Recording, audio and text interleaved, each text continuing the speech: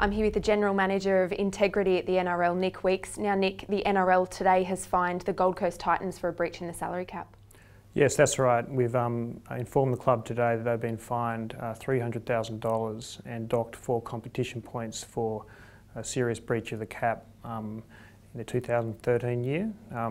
That fine will be suspended as to $75,000 and the point deduction will be suspended in total, subject to the club's compliance with the salary cap over the next 2 years. When and how was this brought to your attention, and who in particular does this relate to? The matter relates to a scheme that the previous management of the Titans orchestrated at the end of 2012 when Scott Prince left the club. Graham Annesley, when he took over as CEO, identified the payment irregularity, if you like, and informed us immediately. That occurred earlier in the year, and we've been working with Graham and the new management of the club to get to the bottom of what occurred. I understand there's also been an investigation at the Broncos. Did anything come out of that? Yes, we've had a thorough investigation of the Broncos in relation to allegations about salary cap breaches there, which have been reported widely. We've done a significant amount of work with the cooperation of the club, but we haven't identified any breaches of the salary cap by the Broncos. So the NRL's taking quite a tough stance. What's your message to the other clubs in the competition?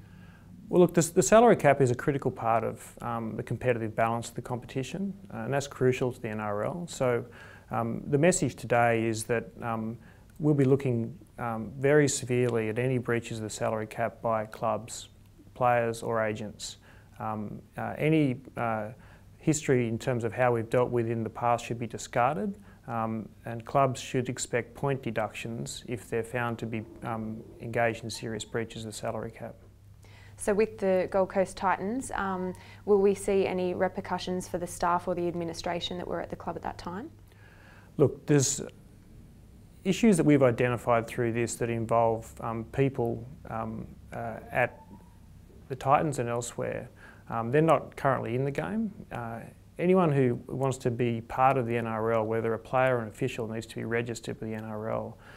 In order to be registered, they need to be a fit and proper person. So there's some people and information we've identified. We'd need to satisfy ourselves that they are fit and proper to be part of the NRL.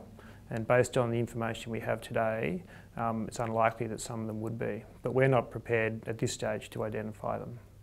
In some separate instances, there are 4 other NRL clubs that have been implicated by lesser breaches. Can you go through those with us? Sure. The Roosters have been fined $40,000, 20 of which has been suspended, and that relates to a failure by the club to keep proper notes of negotiation in relation to player negotiations.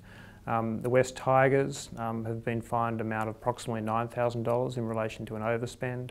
The Knights have been fined about $35,000 in relation to an overspend, and the Manly Club has been fined $6,000.